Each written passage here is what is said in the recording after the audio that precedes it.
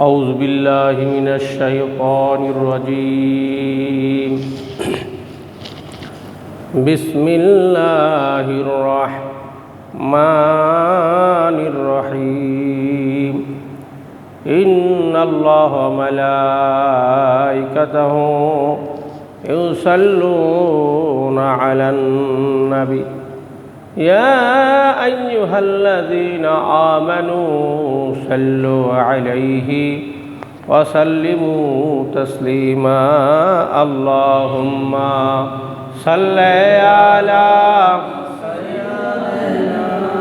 مولانا محمد وعلى آل سيدنا مولانا محمد اللهم صل على سيدنا مولانا محمد وعلى آل سيدنا مولانا محمد আরবের বুকে মক্কার তীরে আরবের বুকে মক্কার তীরে যেথায় আমিনার ঘর খোদার কারণেই কাউসার হয়ে জোরসে বারংবার আল্লাহুম্মা সাল্লি আলা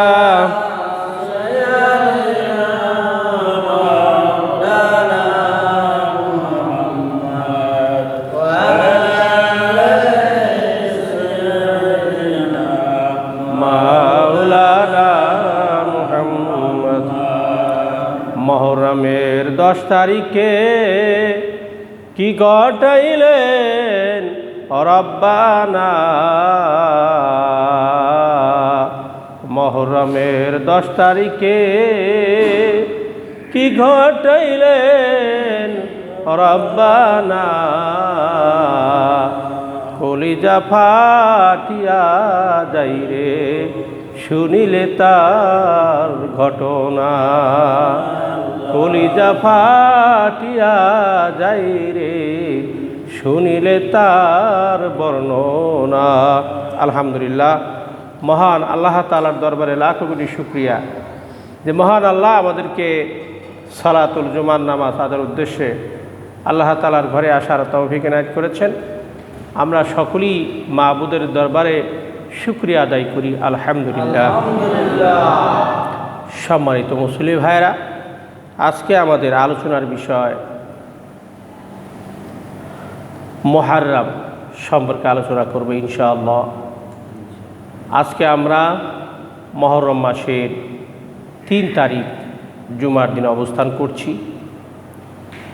আমরা যদি ইংরেজিতে মাসটা ধরি তাহলে আজকে জুন মাসের 19 তারিখ এবং বাংলাতে আষাঢ় মাসের আজকে 5 তারিখ। তো মুহররম মাস অত্যন্ত গুরুত্বপূর্ণ একটি মাস। এই 10ই মুহররম আপনারা জানেন ইসলামিক ইতিহাসে একটি ঐতিহাসিক ঘটনা, যেটা মুহররম মাসের 10 তারিখে কারবালার প্রান্তরে আমাদের যে প্রিয় নবী মুহাম্মদ সাল্লাল্লাহু আলাইহি ওয়াসাল্লাম, তার অত্যন্ত কলিজার টুকরা স্নেহের নাতি হযরত হুসেন রাদিয়াল্লাহু তাআলা আনহু এই কারবালার প্রান্তরে শাহাদাত বরণ করেন। তিনি কেন শাহাদাত বরণ করেছেন? তিনি স্বৈরাচার সরকারের কাছে মাথা নত করেননি। তিনি সেখানে অন্যায়ের কাছে নিজের মাথাকে ছোট করে দেয়নি। ন্যায় এবং নিষ্ঠা প্রতিষ্ঠার জন্য তিনি নিজের প্রাণকে উৎসর্গ করেছিলেন এই জাতির জন্য, এই উম্মার জন্য। আমরা সেই হোসেন রাদিয়াল্লাহু তাআলা আনহুর সৈনিক হিসাবে তার এই বিশ্বনবীর রেখে যাওয়ার যে সুন্নাহ, বিশ্বনবীর রেখে যাওয়ার যে দ্বীন ইসলাম, এটা আমাদের জান, আমাদের প্রাণ, আমাদের সমস্ত শক্তি দিয়ে এই সারা বিশ্বে মুসলমানদের দায়িত্ব হলো এটা প্রতিষ্ঠিত রাখা। ঠিক না বেঠিক? আমরা রাসূলের উম্মত হিসেবে আমাদের দায়িত্ব হলো এই দিন এই সমাজে বাস্তবায়ন করা। যেই হোসেন রাদিয়াল্লাহু তাআলা আনহু ন্যায়ের পক্ষে সংগ্রাম করেছিলেন, শাহাদত বরণ করেছিলেন, আমরাও সেই তার রুহের মাগফিরাত কামনা করছি এবং হযরত হোসেন রাদিয়াল্লাহু তাআলা আনহুর রেখে যাওয়া দ্বীন ইসলাম আমরা এই সমাজে প্রতিষ্ঠিত করার জন্য আমাদের শেষ রক্তবিন্দু দিয়ে আমরা চেষ্টা করব ইনশাআল্লাহ। আসুন প্রিয় ভাইরা, আজকে মুহররম সম্পর্কে আমরা আলোচনা করব ইনশাআল্লাহ। মুহররম সম্পর্কে সাহাবা ইকরাম জিজ্ঞেস করেছেন রাসূল পাক সাল্লাল্লাহু আলাইহি ওয়াসাল্লামের কাছে। জিজ্ঞেস করেছেন মুহররম কি? রাসূল সাল্লাল্লাহু আলাইহি ওয়াসাল্লাম এই মুহররমের সময় অত্যন্ত গুরুত্বপূর্ণভাবে সাহাবীদের সামনে উপস্থাপন করেছেন। হযরত হোসেন রাদিয়াল্লাহু তাআলা আনহুর শাহাদত বরণ এবং আরও অনেক ঘটনা এই 10ই মুহররমে ঘটেছে।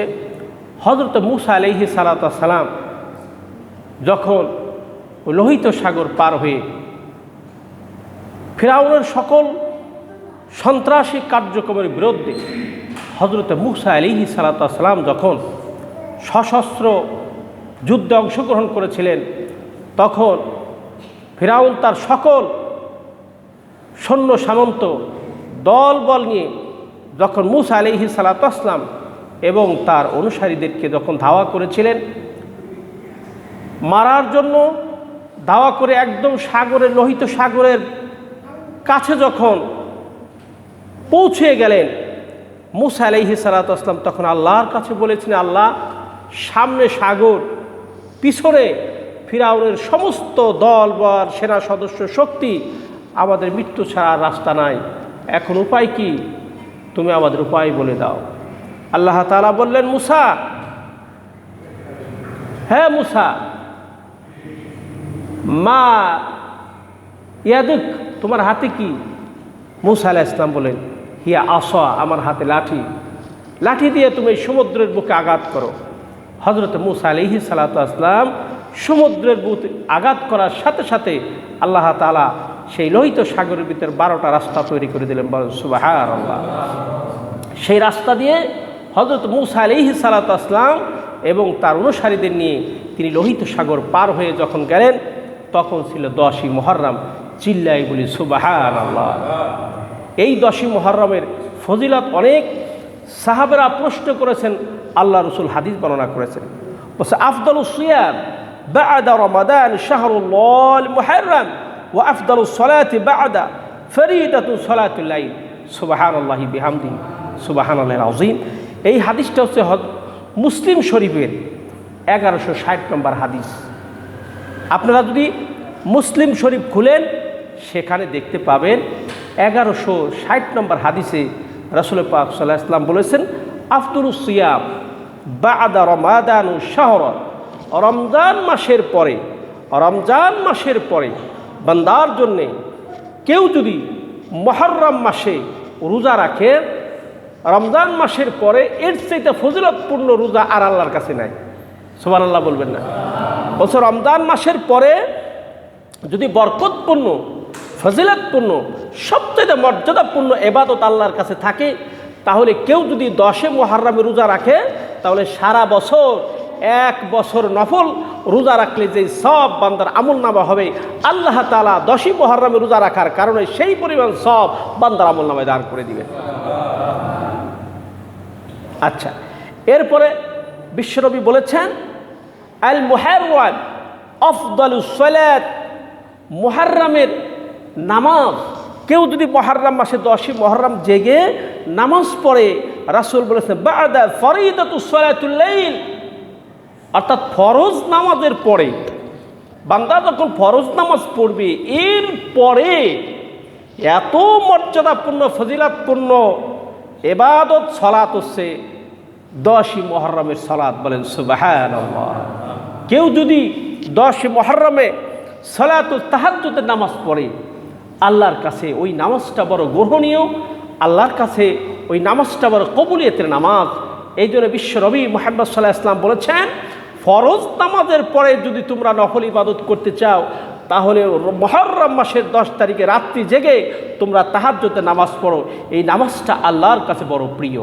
সুবহানাল্লাহি বিহামদিহি সুবহানাল্লাহ। যে হাদিসটা আমি বললাম আপনারা সহিহ মুসলিম শরীফের হাদিস 1160 নম্বর হাদিসটা পড়ে দেখবেন, সেখানে আল্লাহ রসুল বিশ্বনবী মুহাম্মদ সাল্লাল্লাহু আলাইহি ওয়াসাল্লাম এই হাদিসটা বর্ণনা করেছেন।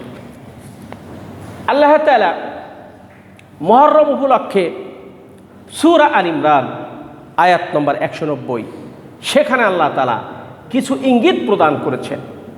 বলেছে, ইন্না ফি খালকিস সামাওয়াতি ওয়াল আরদ ওয়া ইখতিলাফিল লাইল ওয়ান নাহার লিআয়াতি লিউলিল আলবাব। আল্লাহ রাব্বুল আলামিন বলেন, বান্দারা শুনো, ইন্না ফি খালকিস সামাওয়াতি ওয়াল আরদ, জমিন আসমান সব কিছু সৃষ্টি করেছেন মহান আল্লাহ। ওয়া ইখতিলাফিল লাইল ওয়ান নাহার, রাত্রি আসে দিন যায়, দিন যায় রাত্রি আসে, লিআয়াতি লিউলিল আলবাব, এর মধ্যে যারা জ্ঞান গভীর জ্ঞানে পারদর্শী আল্লাহ তাদের জন্য এখানে উপদেশ রেখেছেন। বলেন সুবহানাল্লাহ। বান্দারে তুমি তাফাক্কুর করো, চিন্তা করো, কেমনে করে আল্লাহ আসমানটা তৈরি করলেন, কেমনে করে আল্লাহ জমিন তৈরি করলেন, কেমনে করে আল্লাহ রাত্রি তৈরি করলেন, কেমনে করে আল্লাহ এই দিন তৈরি করলেন, রাত্রি তৈরি করলেন, কিভাবে পর্যায়ক্রমে পরপর চলে যায়। তুমি চিন্তা ভাবনা করো না? চিন্তার বিষয় কিনা ভাইয়েরা? আপনার এই যে ঘরটা আছে, ঘরটা আছে, এই ঘরের খুঁটি আছে না? আল্লাহ রাব্বুল আলামিন 7 বিশিষ্ট আসমান তৈরি করেছেন। 7টা, কয়টা? 7টা আসমান তৈরি করেছেন। বিজ্ঞানীরা গবেষণা করে এখন বিজ্ঞানীরা স্বীকার করেছেন মহান আল্লাহ আসমান জমিন সৃষ্টি করেছেন আল্লাহ। কিন্তু আগে এক সময় বিজ্ঞানীরা বলতো আল্লাহ রাব্বুল আলামিন আসমান তৈরি করেছেন, আমরা এত রকেট চালাইলাম, রকেট চালাইতে চালাইতে অনেক দূর এগিয়ে গেলাম, কিন্তু আল্লাহর আরশের খবর তো পাইলাম না। তো আমি একটা উদাহরণ পেশ করি এভাবে, আল্লাহর আরশে আজিম বিজ্ঞানীরা না পাবে কেমনে? আল্লাহর যে জ্ঞান, আল্লাহর যে জ্ঞানের পরিধি, প্রশান্ত মহাসাগরের নাম কি আপনারা শুনেছেন? প্রশান্ত মহাসাগর, যেই সাগরের গভীরতা অনেক বেশি, এই কারণে তার ঢেউ উঠে কম। যেই নদীর গভীরতা কম, সেই নদীর ঢেউ উঠে খুব বেশি, আর যেই নদীর গভীরতা বেশি, সেই নদীর ঢেউ উঠে কি কম, আর গভীরতা যার নাই সে বেশি বেশি ঢেউ উঠায়। প্রশান্ত মহাসাগরের ভিতরে প্রশান্ত থাকে, এই কারণে সেখানে গভীরতা বেশি। প্রশান্ত মহাসাগর থেকে যদি চড়ুই পাখিতে 1 ফোঁটা পানি নেয়, বলেন তো ভাইরা, চিন্তা ভাবনা করে প্রশান্ত মহাসাগরের পানি কি কমে যাবে? কমবে? মহান আল্লাহ তাআলার জ্ঞান হচ্ছে এত বিশাল ব্যাপক, সেখান থেকে প্রশান্ত মহাসাগরের থেকে চড়ুই পাখিতে যদি একটু পানি নেয়, মহান আল্লাহর জ্ঞান এত বেশি, তার চাইতে কম জ্ঞান মানুষকে দান করা হয়েছে। উদাহরণটা কীরকম? একজন লোক বড় হাউস করে ছেলেকে বিবাহ করাইছে, বউ নিয়ে আসছে, বড় বেটে বউ আসেনি দুনিয়ায়। কথা বলে না ভাইয়েরা? খাটো মানুষ আছে না? দেখবেন অনেক মহিলা আছে খুব খাটো, কি আসেনি? তা এখন শাশুড়ি বলছে, বৌমা বড় শখ করে ছেলে বিয়ে করাইলাম, 1 গ্লাস পানি দাও না। তা শাশুড়ি বড় শখ করে পানি আনতে গেছে, শাশুড়ির জন্য বৌমা পানি আনতে গেছে। এখন কলসির কাছে দাঁড়ানোর পরে দেখে কলসির মাথা আর বউর মাথা প্রায় লেভেল পজিশন। এখন বউ চিন্তা করলো পানি কেমনি নেব, পানি কেমনি নেব? তখন তিনি অনেক কলসির গলা ধরে পানি ঢালতে যাইয়া নাকের ফুল কলসির ভিতর পড়ে গেছে। শাশুড়ি জিজ্ঞেস করছে, বৌমা পানি আনো না। বলছে মা গো পানি তো আনবো, কিন্তু আমার নাকের ফুল ছিটকে কলসির মধ্যে পড়ে গেছে। শাশুড়ি বলছে বৌমা নাকের ফুল কলসির মধ্যে পড়ে গেল, তুমি পাও নাই? কয় মা অনেকক্ষণ আমি হাত দিয়ে এরকম চেষ্টা করতেছি, আমি চিন্তা ভাবনা করে দেখলাম কলসির তো তলাই নাই। সুবহানাল্লাহ, কলসির কি নাই? তলাই নাই। বউ বলছে কলসির তলা নাই। এইবার শাশুড়ি ডাক দিয়ে বলছে বউ শোনো, আমি বুঝতে পেরেছি কলসির তলা তুমি কেমনে পাবা, তোমার হাত হলো অনেক ছোট, ঠিক কিনা? তোমার এই ছোট হাত দিয়ে কিয়ামত পর্যন্ত যদি এই কলসির ভিতরে নাকের ফুল খুলতে থাকো তাহলে তলা খুঁজে তুমি পাবে না, ঠিক কিনা? ভাইয়ের আমার উদাহরণ দিলাম এই কারণে, আল্লাহ রব্বুল আলামিনের যে নিদর্শন, আসমান জমিন সৃষ্টি করেছেন আল্লাহ। বিজ্ঞানীরা সেখানে রকেট চালায়া অনেক দূর পর্যন্ত গিয়েছে। তারা চিন্তা করছে আল্লাহ বলে আকাশ বিশিষ্ট, ছাদ বিশিষ্ট আকাশ তৈরি করেছেন। আমরা এত রকেট চালাইলাম, চালাইতে চালাইতে আকাশে তো ছাদ খুঁজে পেলাম না। সম্ভব? আল্লাহর আরশে আজিম, আল্লাহর আকাশের ছাদ, বিজ্ঞানীরা গবেষণা করে এটা পাওয়া সম্ভব না। আল্লাহ তাআলা যে মানুষের জ্ঞান দিয়েছেন, সামান্য জ্ঞান পাইয়া, সামান্য একটু চেয়ারের ক্ষমতা পাইয়া মানুষ ধরাকে সরাগান করে ফেলে, ঠিক কিনা? মানুষ সেই ক্ষমতা পেয়ে, আল্লাহর যে ক্ষমতা, মানুষ সামান্য একটু ক্ষমতা পেলে তার অতীত ইতিহাস ভুলে যায়। আল্লাহ বলেছেন বান্দারে, তুমি তো যখন মায়ের গর্ভে ছিলে, বাবার পৃষ্ঠদেশে ছিলে, তুমি তো উল্লেখযোগ্য কোনো ব্যক্তিত্ব ছিলে না। আমি আল্লাহ পাক দুনিয়ায় তোমাকে নাম দিয়েছি, তোমাকে সম্মানের জায়গায় বসিয়েছি, তোমাকে চেয়ারের মালিক বানিয়েছি, তোমাকে এমপি বানিয়েছি, তোমাকে মন্ত্রী বানিয়েছি, তোমাকে আলেম বানিয়েছি। অতএব এই সমাজে তোমার নামটাও তোমার ছিল না, নামটা অন্য দিয়েছে, ঠিক না বেঠিক?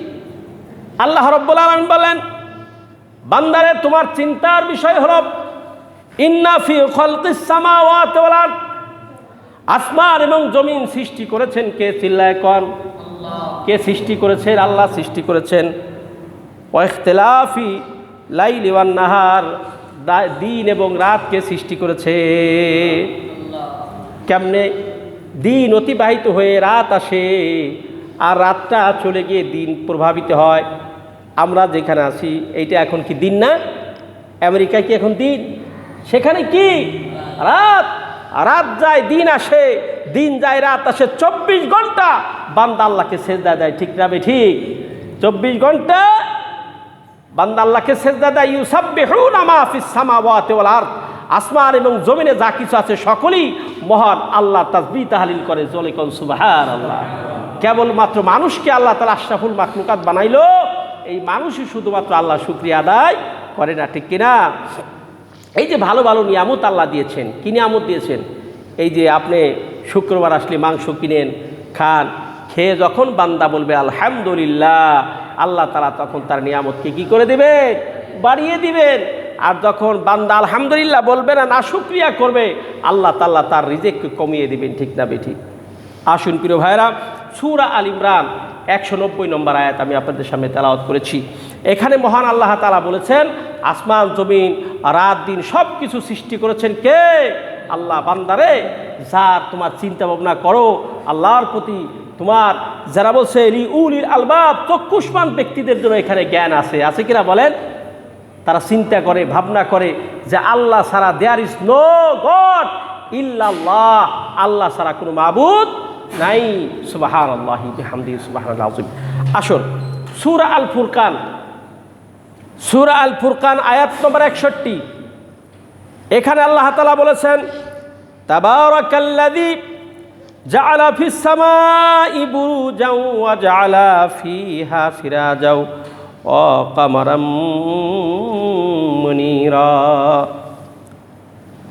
তিনি সেই মহান আল্লাহ, তাবারাকাল্লাযী জাআলা ফিস সামা, যে আল্লাহ আসমান তৈরি করেছেন, যে আল্লাহ বুরুজ তৈরি করেছেন, যে আল্লাহ সেখানে সূর্য তৈরি করেছেন, আলোক বর্তিকা দিয়েছেন আল্লাহ সূর্য, ঠিক কিনা?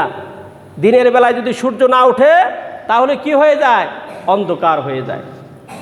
এরপরে আল্লাহ বলেছেন, বান্দারে শুনো, কমারম মুনীরা, আমি আল্লাহ তাআলা রাতের বেলায় তুমি কিভাবে চলবে, নাবিক সমুদ্রের মধ্যে কেমনে চলবে, রাতের বেলায় পদ্মা নদীর ভিতরে মাঝি কেমনে চলবে, এই জন্য আমি আল্লাহ তাআলা কমারম মুনীরা, চন্দ্র তৈরি করেছি, চন্দ্রের আলো তোমাকে বর্তিকা দিয়েছি, ঠিক কিনা?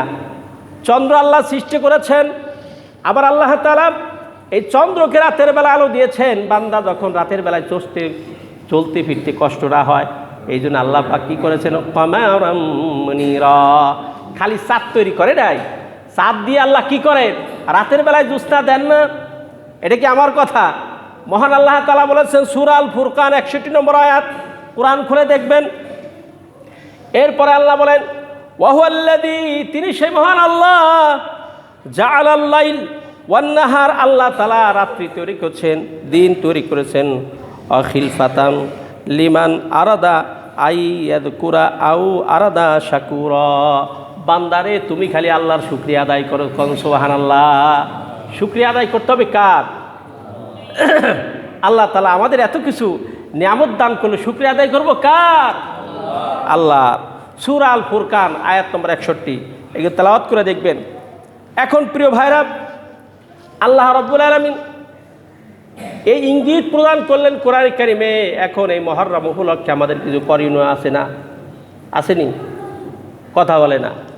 এই যে সামনে 10ই মুহররম, আমরা আল্লাহর বান্দা হিসাবে, রাসূলের উম্মত হিসাবে আমাদের করণীয় কি আছে না? আমরা কি করব এখন সেটা আলোচনা করব ইনশাআল্লাহ। 1 নম্বর হলো, বিশ্বনবী বলেন 10ই মুহররম উপলক্ষে যদি কেউ 10 তারিখ এবং 9 তারিখে রোজা রাখে, নবী বলেছেন 1 বছর রোজা রাখলে যেই সওয়াব পাওয়া যাবে, আল্লাহর নবী বলেন 1 বছরের নফল ইবাদতের সওয়াব বান্দার আমলনামায় দান করে দিবে। 1 নাম্বার, তাহলে রোজা রাখা যাবে 9 তারিখ এবং 10 তারিখ, 2টা রোজা আপনারা রাখতে পারবেন 10ই মুহররম উপলক্ষে। ফজিলত বর্ণনা করলাম, সহিহ মুসলিম 1160 নম্বর হাদিস। যদি বান্দা নফল রোজা রাখে 9-10 তারিখে, তাহলে আল্লাহর নবী আবারও বলেন যে 1 বছর রোজা রাখলে যে সওয়াব পাওয়া যেত, বান্দাকে 2টা রোজার কারণে 1 বছর নফল ইবাদতের সওয়াব বান্দার আমলনামায় দান করে দিবে। রাখা যাবে না ইনশাআল্লাহ? 2 নম্বর হলো বেশি বেশি নফল ইবাদত করা। রাসূল সাল্লাল্লাহু আলাইহি ওয়াসাল্লাম বলেছেন, বান্দা তুমি 10ই মুহররম উপলক্ষে 2 রাকাত নফল নামাজ পড়বে, অন্য মাসের তুলনায় তোমার বেশি বেশি করে সওয়াব তোমার আমলনামায় দান করা হবে। এরপরে তুমি বেশি বেশি করে দান সদকা করতে থাকো। এই মুহররমকে উপলক্ষ করে তুমি কিছু দান সদকা করো। তুমি যদি আল্লাহর রাস্তায় 1টা পয়সা দান করো, আল্লাহ রাব্বুল আলামিন 1টা পয়সার পরিবর্তে 1 টাকার পরিবর্তে 70 টাকার সওয়াব তোমার আমলনামায় দান করে দিবেন। 1 টাকার পরিবর্তে কয় টাকা দিবে আল্লাহ? 70 টাকা দিবেন। দিবেন কে? আল্লাহ। দেখেন, আপনারা কিছু মনে করবেন না, আমি একটা উদাহরণ দিই। আজকে আমাদের দেশে আমাদের বুঝে আসে না যে আল্লাহ পাক কিভাবে মানুষের জীবনে উত্থান পতন ঘটায়, ঘটায় না? উত্থানও ঘটে, পতনও ঘটে। আমাদের সেই ইসলামী ব্যাংকের চাকরি পাওয়ার জন্য একসময় মানুষেরা হুমড়ি খেয়ে পড়তো, ঠিক কিনা? এবং আমরা যখন দেখেছি যে ইসলামী ব্যাংকের একজন অফিসারের সাথে মেয়ে বিয়ে দেওয়ার জন্যে মানুষ খুব আগ্রহ পোষণ করত। ছেলে কি করে? ইসলামী ব্যাংকে চাকরি করে, ইসলামী ব্যাংকে চাকরি করে। কিন্তু সেই ইসলামী ব্যাংক গোটা বাংলাদেশের এত বড় একটা স্বনামধন্য এবং ইন্টারন্যাশনাল আন্তর্জাতিক পর্যায়ে এত ক্ষমতা সম্পন্ন একটি স্বনির্ভর ব্যাংক, সেইটাও কিন্তু আপনারা দেখেছেন অসহায় হয়ে পড়েছিল, ঠিক কিনা? আমি বাস্তব বলি, সেই ব্যাংকের একজন অফিসার আমাকে বলতেছে, স্যার আপনার মাদ্রাসায় কি কোনো পোস্ট ফাঁকা আছে? আমি বললাম যে আপনি যেই পরিমাণ বেতন পান এত বেতন তো মাদ্রাসায় পাওয়া যাবে না। বলছে বা চাকরি আপাতত দরকার। মানে অবস্থাটা এইরকম হচ্ছে, তারা অসহায় হয়ে পড়েছেন যে এই ব্যাংক যদি বন্ধ হয়ে যায় তাহলে এক একজন লোক 1.5 লক্ষ 2.5 লক্ষ টাকা বেতন পাইতেন। এই লোকটা হঠাৎ করে 5 তলা থেকে গাছতলায় নেমে যাবে, ঠিক না বেঠি? কি আমার কথা বুঝেন না আপনারা? একজন ইসলামী ব্যাংকের ম্যানেজার, তার গাড়ি আছে, বাড়ি আছে, সব আছে, যখন হঠাৎ করে তার চাকরিটা বন্ধ হয়ে যাবে, চাকরিটা চলে গেল, বেতন বন্ধ হয়ে যাবে, তখন সেই এই গাড়ি বাড়ি এগুলি কি আর ব্যাংক তাকে দিবে? আমি অবাক হয়ে গেলাম। আমি বললাম যে আপনি আমার কাছে চাকরি চাইতেছেন? বলছে স্যার আপাতত তো একটু মাথা খোঁজার জায়গা দরকার। আমি মাদ্রাসায় তো আপনার 4 ভাগের 1 ভাগও বেতনও দিবে না, ব্যাংকে তো অনেক টাকা বেতন পান। তাহলে আমি এই কথা বুঝাইতে চাইলাম যে সমস্ত ক্ষমতার মালিককে। আজকে আপনার ভালো পজিশন আছে, মনতে হইতে 2 সেকেন্ডও লাগবে না। কিছুদিন আগে পত্রিকা একটা নিউজ এসেছে এরকম, 5টা বিল্ডিংয়ের মালিক, 5 মিনিট আগে তিনি 5টা বিল্ডিংয়ের মালিক ছিলেন। হঠাৎ করে কোট টাই পরা ভদ্রলোক থানা নিয়ে রাস্তার পাশে দাঁড়িয়ে গেছে। সাংবাদিকরা জিজ্ঞেস করলো যে স্যার আপনার তো 5টা বিল্ডিংয়ের মালিক ছিলেন, আপনি হঠাৎ করে আপনি টাই কোট পরা রাস্তার পাশে থালা নিয়ে দাঁড়িয়ে গেলেন, কারণ কি? তিনি বলছেন 5 মিনিট আগে আমি 5টা বিল্ডিংয়ের মালিক ছিলাম, আল্লাহ তাআলা 5 মিনিট পরে আমাকে পথের ফকির বানিয়ে দিয়েছে। পথের ফকির কে বানাইতে পারে? আবার রাজা বানাইতে পারে কে? এই জন্যে নবী রাসূলরা যত ক্ষমতার মালিক ছিল, হযরত সুলাইমান আলাইহিস সালাম অনেক ক্ষমতার মালিক ছিলেন। শয়তান কয় আল্লাহ সুলাইমানরে তুমি চিনো না, এর একটু গরিব বানাই দাও, জীবনও তোমার সেজদা দিবে না, জীবনও তোমার কি করবে না, সেজদা দিবে না। এরে তো কোটিপতি বানাই দিছো, এরে তুমি এই সিংহাসন দিয়ে দিছো, এরকম চোখের পলকে হাজার হাজার কিলোমিটার সে তার এই সিংহাসনে বসে পথ চলে যায়। কত ক্ষমতা তার অনেকগুলি বিবাহ করেছেন, তার সমস্ত ক্ষমতা, তার হুকুমিয়াত, সুলতান বানাই দিছে তারে। এখন তুমি তারে গরিব বানাই দাও, দেখবা যে সুলাইমান আলাইহিস সালাম গরিব অবস্থায় তোমাকে ভুলে যাবে। আল্লাহ তাআলা পরীক্ষা স্বরূপ সুলাইমান আলাইহিস সালামকে গরিব বানাই দিলেন। সুলাইমান আলাইহিস সালাম আল্লাহ পাককে আরো বেশি বেশি সিজদা দেওয়া শুরু করে দিলেন। সুবহানাল্লাহ। ইমানদার লোক যারা, তারা যদি বিপদে পড়ে তাতেও আল্লাহকে ভুলে না, আর তারা যদি খুব সুখে থাকে তাতেও তারা আল্লাহকে ভুলে না। আমার প্রিয় ভাইরা, এই কথা আমি বুঝাইতে চাইলাম যে আমরা বিপদে পড়েও আল্লাহর শুকরিয়া আদায় করব, আবার সুখে থাকলেও শুকরিয়া আদায় করব কার? আল্লাহ। সকলেই একবার বলি না আলহামদুলিল্লাহ। বান্দা বেশি খুশি হয় যখন কোনো যুবক বিবাহ করার পরে বাসর রাতে গিয়েছেন, সেখানে বউকে বলবেন যে দেখো আজকে বড় আনন্দের দিন, আসুন আমরা 2 রাকাত নামাজ পড়ি। এই বাসর রাত্রে যদি যুবক যুবতী 2 রাকাত নফল নামাজ পড়তে পারে, আল্লাহর ফেরেশতারা দাঁড়িয়ে দাঁড়িয়ে থেকে আল্লাহ তাআলার দরবারে নোট করতে থাকে, আল্লাহ এই বান্দা তখন বিপদে পড়ে নাই, কিন্তু খুশির সময় বাসর করবে সেটা বাদ দিয়ে তোমার 2 রাকাত সেজদা দিতেছে। আল্লাহ পাক সেদিন বলবেন এই খুশির হালাতে আমাকে স্মরণ করেছে, তোমরা লিখে রাখো কিয়ামতের ময়দানে আমি আমার এই বান্দা বান্দিকে জান্নাতুল ফেরদাউস নসিব করে দিব। সুবহানাল্লাহ। এই জন্য বান্দা সুখ আলহামদুলিল্লাহ, কষ্ট পড়লেও কার শুকরিয়া? আলহামদুলিল্লাহ। হযরত হুসাইন রাদিয়াল্লাহু তাআলা আনহু শাহাদাত বরণ করেছিলেন, তিনি কি আল্লাহকে ভুলে গেছেন? ভুলে যান নাই। আমরা তার উত্তরসূরি, আমরাও বিপদেও আলহামদুলিল্লাহ, সুখে থাকলেও কি আলহামদুলিল্লাহ। এই জন্য আমরা বলে অনেক সময় বলার সব কেমন আছেন, আমরা বলি আলহামদুলিল্লাহ আলা কুল্লি হাল। আল্লাহ আমাকে সর্বহালাতে ভালো রেখেছেন। এই শুকরিয়া আমরা কার আদায় করব? আল্লাহ পাকের। আসুন প্রিয় ভাইরা, আমরা এই সম্পর্কে আরও জানার চেষ্টা করব। মুহররম সম্পর্কে এই আজকে আলোচনা করলাম, সামনের জুমায় আর আলোচনা করব। আল্লাহ তাআলা আমাদের সকলকে মহরমের হক আদায় করে নফল রোজা এবং কোরআন তেলাওয়াত জিকির আজকার এইগুলি বেশি বেশি করার তৌফিক দান করুক। আমিন। আসসালামু আলাইকুম ওয়া রাহমাতুল্লাহি ওয়া বারাকাতুহু।